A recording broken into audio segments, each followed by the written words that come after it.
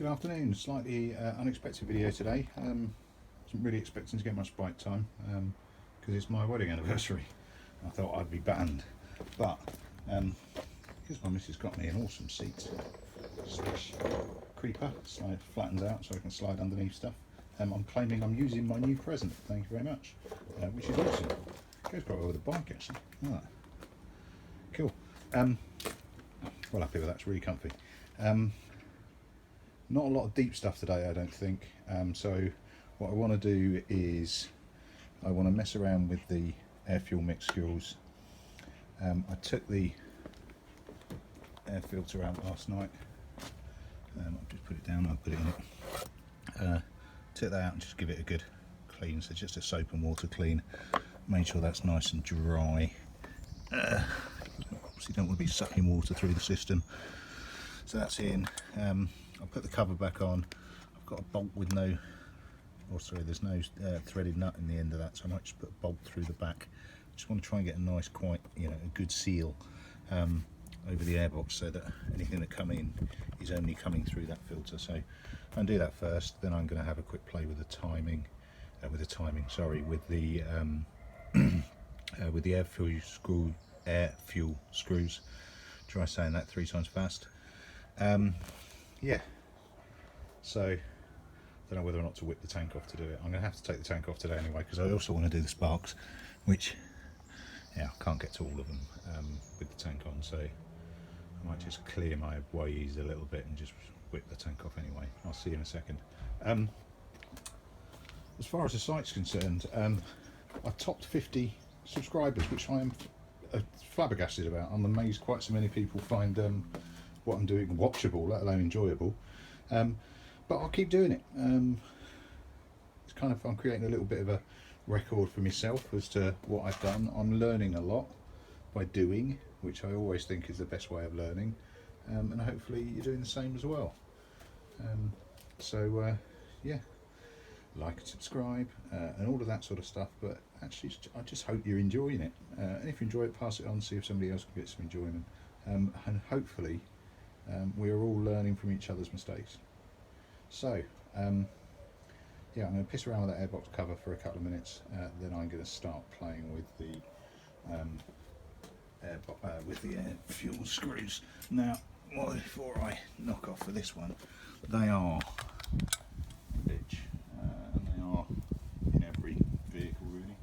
I'm trying to find something to point with. I'll get a screwdriver. They are in a bit of a position. Actually on my big diversion over there, they're relatively easy to get to, which is refreshing. But here we are. So they are in these tubes. So one there, and obviously the same on the other side. Now, the problem with that is screwdrivers don't really go. You can get specialist tools, apparently. They're always going to be a pain in the arse one way or another, there's not a lot of space. But what I do have is some little like screw adapters, so I can get in, thumb it around till I find the slot that it's in, and do it by hand. A bit easier on that one than the back one. I might see if I've got a torque wrench, adjustable, whatever. I'm having a bad word day thingy. If I've got a ratchet that will go around it, I know there's not one in this because this is a great super duper Fandango big boy, but I think I've got a little one somewhere, and I might just see if I can give that a go. Yeah, we'll see what happens. First things first, I'll sort out that filter box to make sure that's nice and airtight. Cool. Okay, so tank's off. Getting quite quick at that nowadays. What I'm going to do is whip the carbs out. Oh, carbs. Yeah, try that again. Whip the spark plugs out. 1, 2, 3, 4. And I'll have a quick look at those. And a little bit of fault diagnosis via the mystical arts of spark gazing. So as far as sparks are concerned, just pulling off the boot, in twizzle, make sure no crap drops into the hole that it leaves behind, and I'll get them all lined up and we'll have a look. I might be a bit lazy here, but I've got a couple of the sparks out, turn out to be complete bastards to get out, but actually, why it's taking so long to focus. There we go. Actually, it's fine. As far as the gap's concerned, little cheapy tool.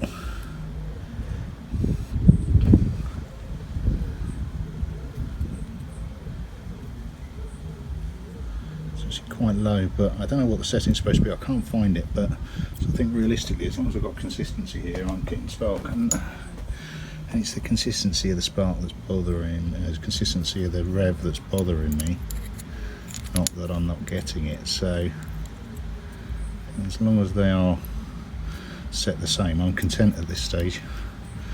Right, I might get the other two out. I'm going to do it. I'm not going to film it though. Right, so let's tank off, tank the fuel tank on, sparks in,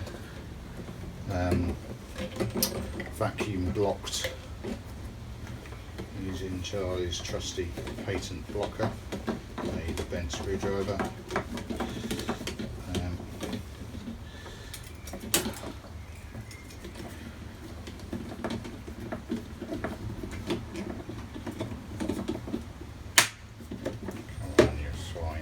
Right, so separate fuel in.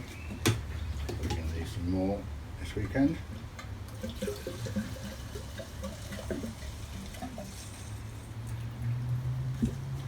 Right, really a bit of a compare and contrast, because I just want to see, well, I want to give it a bit of a warm, see how it feels with the air fuel screws as they are. So they're set at 2.5, which is kind of, you know, the factory default. I'm going to try and drop them to 1.5. Yeah, drop them to 1.5, and then go down a half, up a hole, etc., and see how it goes. So.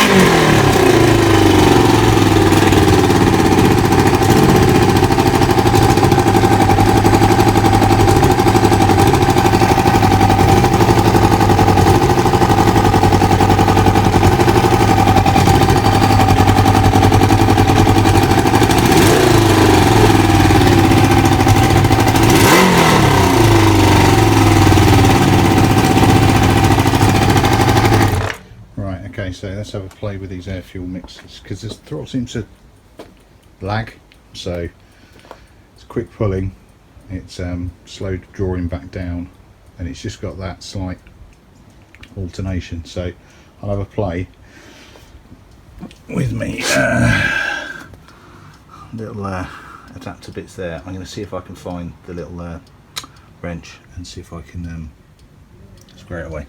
Let me see if I can dig it out of the garage somewhere. Frustratingly, no, there is absolutely no way I can get to those fuel mix screws from underneath. I probably could with the right tool. I don't have it, and I think even then it's going to be super fiddly. So I've just popped the manifolds back into the box like I did to get the carb in the first place. Hoiked it up. I'm going to set them to 1.5, chuck them back on, and I might just try it without connecting the air box. It's going to run like shite, but it's see if it'll stop that ramping. It's got to be worth a try, isn't it? Cool. Right, so I was most of the way through putting the airbox back on. I said to me I didn't film it last time, so that's it jammed in. So what you've effectively got to do is just pinch it back out.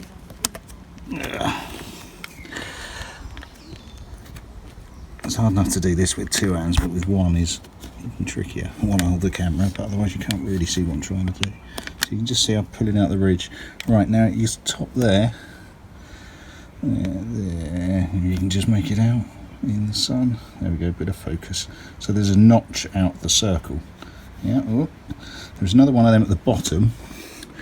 And on the actual airbox housing itself, you might just be able to see it. There is a little, there you go, just see it, little wedge there. Now, it's one of those circles at the top and one at the bottom, so you can get it 360 degrees out, but it's really a case of manipulating it out by feel as much as see, give it a bit of a wiggle, try and get all of the diaphragm out. My head's in the way there, but you were in the way as well, and effectively it gets you like that. So you're on. Now that, as you can see, is bending in. So that is, if you can see, whinge about no sunlight and you can't see what you're doing. There we go. So this is bending in, that one's bending out. So that is 180 degrees the wrong way. So I'm just going to put that on, put you on the side there. So that means the boot's not going to reach. Always 50-50. There we go. So there's the notch. It's up the top. I can just about feel the notches in the bottom. Yep.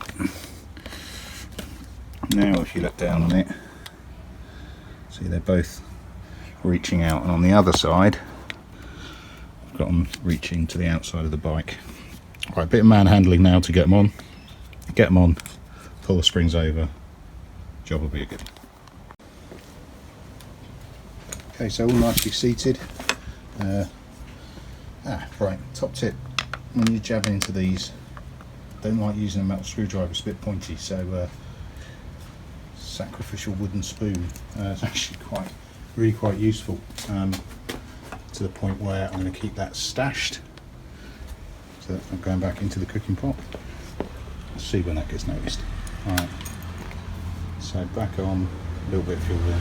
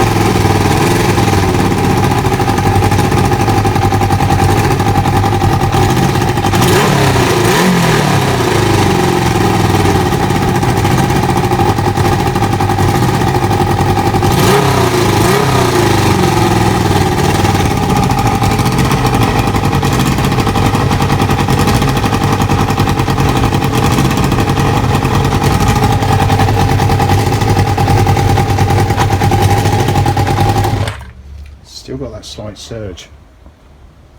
Any suggestions as to what that is, please feel free to chuck it in the comment at the bottom. So air fuel's gone down from 2.5 to 1.5 turns. It's a lot of balls ache to do, but I could do it again. It's got about the same surge at 1.5 as it did in 2.5. So maybe I'm adjusting, maybe if it was 2.5, I've adjusted it across. It was fine, it'd be fine at 2. And at 1.5 it's doing much the same, so I could have just swept past the sweet spot. I think while patience, weather and time exists, I'm going to go through it again, set them at 2 across the board. Yeah, I think that's what I'm going to do. So carbs out, fuel screws half out, fuel air mix screws out half, put it all back together and leave it. I've got the Jubilee clip somewhere, the Jubilee clip tape to replace my dodgy plastic cuffs. They did work, they have annoyed me enough that I really do want to change it. So same process again all the way through, which is frustrating, but should satisfy my curiosity. I'll do it at 2 and then see what the score is. I'm not going to film any of it. I've just done it and I've shown you how to get the boots on and off and how much of a pain in the arse it's going to be, but at least it's a nice warm day, so those these rubbers are still really malleable, which is nice. Cool. Right, so going on, back on. So that's 1, 2, 3, 4 back on. I'm just pissing around back here a little bit. I have put the big Jubilee clip round there, so that's a lot more secure than a plastic cuff. I'm just slight concern I've got is on the S-bend one. It's quite a narrow, quite a narrow channel. Where are you looking? There you go, there's my thumb. There you go. It's quite a narrow channel. There you go, you just about see it. So I might just put another plastic cup around it. See if I've got something that's not bright green. Right, let's see how we get on.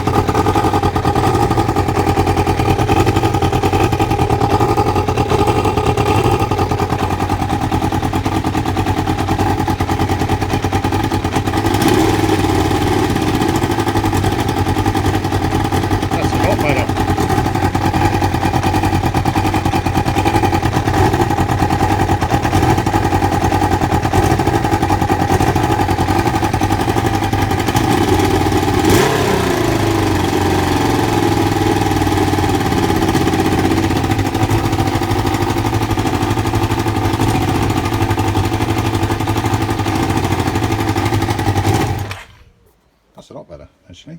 So that was I didn't go to the full 2, I went just a shade under, so I suppose 1 3/4, 1 7/8 ish. I changed my mind the last minute, I don't know why. I'm going to tidy up that bit, I think. That bit, sorry, what am I doing? I will secure that properly, either with a plastic cuff or zip tie, whatever you want to call it, or some Jubilee clip tape. I think the tape just might be a bit too wide. Oh, I don't know. Divot near. I've got it, so I should use it. but no, I'm just going to plastic cuff it. It's secure enough. It's held on nicely well with the proper one on that side. It's got a broader connect for it. They're all nice and secure. Yeah, I want to put the tank on, get it running off the tank rather than off the auxiliary with the vacuum covered, and then just see how he sounds. Right, I'll chuck everything back on, and then we'll see. Cool. Yeah, I was just about to put the tank back on, and just thought I'd print something out. Another one of my mini fixes. So I don't know if all Kawasaki's do this, but my GPZ was the same. It's got these little like rubber dampeners that go on for the fuel tank that hold it on, obviously away from the main frame so it doesn't rattle. Great idea, but they're shite. They just fall off all the time. Consequently, I only arrived with one, which was annoying. The other one's probably in a drain somewhere near Charlie's Platts. So I made one, and how I made one was, I've seen this on the Yamaha Diversion Facebook site, is door stops. So they're not far off, same material, similar size. Where are they? So similar size. So so in this case, I took a blade, cut it down, widen the hole slightly on that side, and actually it fits better than the proper one. That one still falls. Well, fits. That one still falls off. That one's nice and solid. So the solid one is on the downside because obviously the bike leans to one side on its side stand. Keep missing the picture. On its side stand, so that one doesn't fall off. This one still does, but because it's uphill, it should be okay. Yeah, tiny little fix, but worthwhile, and more importantly, dirt cheap. Right, so a bit of a synopsis, all back together. Tank on. I've remembered to put the vacuum back in this time, which I hadn't done before. I did have a check on my work, because the one thing about working your own in the garage is no one's there to check up on you, and one of the boots I hadn't put on properly, so that's on. Power on, get rid of that now because I don't like bungee cords hanging around my neck, not yet anyway. It's time for that another day. Yeah, so I'm just going to put it on. Tank on prime for a second just to let it top up. Forgot it had that. Back onto on. Got it right.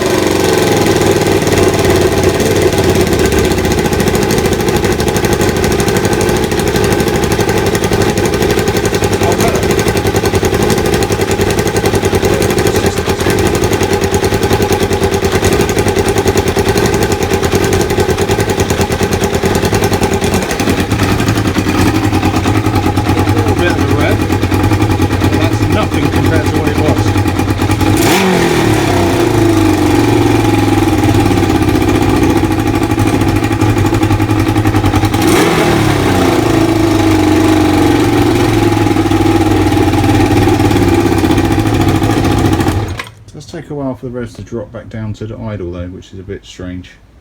Might just need a bit of riding in, frankly.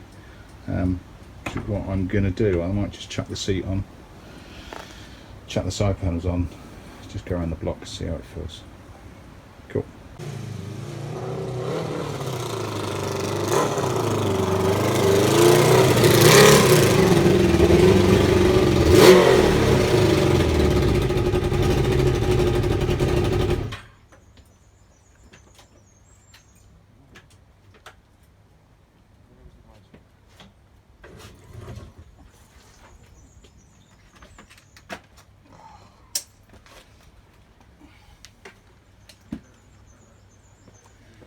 Aside from braking my own rule about not biking in full gear,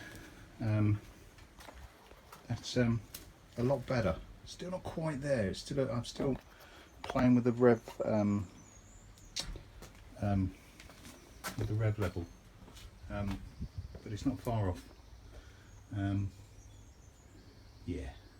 Right, put it away for now. I think I'm a bit more thinking because it's still a bit revvy, but we shall see. But it's just getting there. Every single time it gets better and better.